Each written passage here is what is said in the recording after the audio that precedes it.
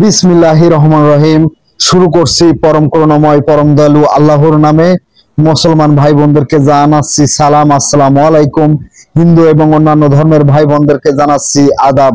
কেমন আছেন সবাই? আশা করছি সবাই ভালো আছেন। অ্যারাউন্ড এশিয়া পেজের পক্ষ থেকে সকলকে জানাচ্ছি অনেক অনেক প্রীতি ও শুভেচ্ছা। দর্শক, আজকে আমি আপনাদেরকে নিয়ে এসেছি মালয়েশিয়ার কুয়ালালামপুরের পাসার সিনিতে, অর্থাৎ সেন্ট্রাল মার্কেটের পাশে অবস্থিত চাইনিজদের বড় একটি মার্কেট। আর এই মার্কেটে সকল যাবতীয় পণ্য পাওয়া যায় এবং এখানে কিন্তু ইউরোপ, আমেরিকা সহ বিশ্বের বিভিন্ন দেশের মানুষের কিন্তু আনাগোনা হয়ে থাকে এবং এই স্থানটিতে বেশিরভাগ দোকানে কিন্তু আমাদের দেশীয় অর্থাৎ বাংলাদেশীয় ভাইরা, তারা কিন্তু এখানে এই সকল দোকানগুলোতে কর্মরত আছেন।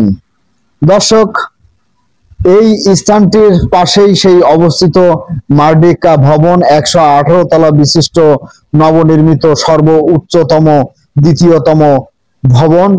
সেই ভবনটি কিন্তু এই পাসার সিনির পাশে অবস্থিত এবং এই পাসার সিনির পাশেই অবস্থিত মিনি ঢাকা, অর্থাৎ আমাদের সেই কোতরায়া বাংলা মার্কেট।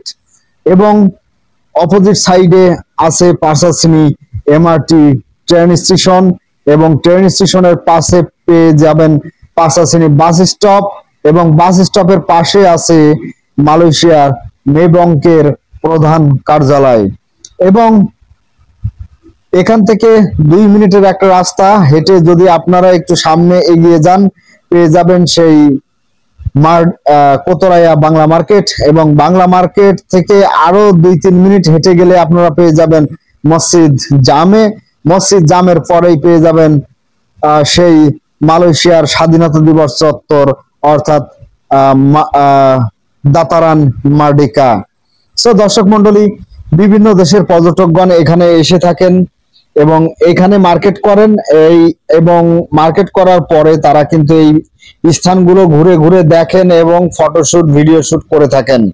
তাদের এই ফটোশুট এবং ভিডিও শুট গুলো তাদের একটি স্মৃতি হিসাবে ধরে রাখার জন্য কিন্তু তারা এইগুলো শুট করে থাকেন। সো দর্শক, দেখতে পাচ্ছেন এখানে তাইওয়ান অর্থাৎ চীন থেকেও অনেক নাগরিকগণ 1 সপ্তাহের ছুটি নিয়ে ঘুরতে চলে আসেন। সো দর্শক, দেখতে পাচ্ছেন যে এই মার্কেটটার উপরের কিন্তু ছাদ দেওয়া আছে এবং বৃষ্টির পানি এই মার্কেটের ভিতরে প্রবেশ করে না, সেহেতু বৃষ্টির সময়ও দেখুন কেমন শুকনা এবং চকচকে।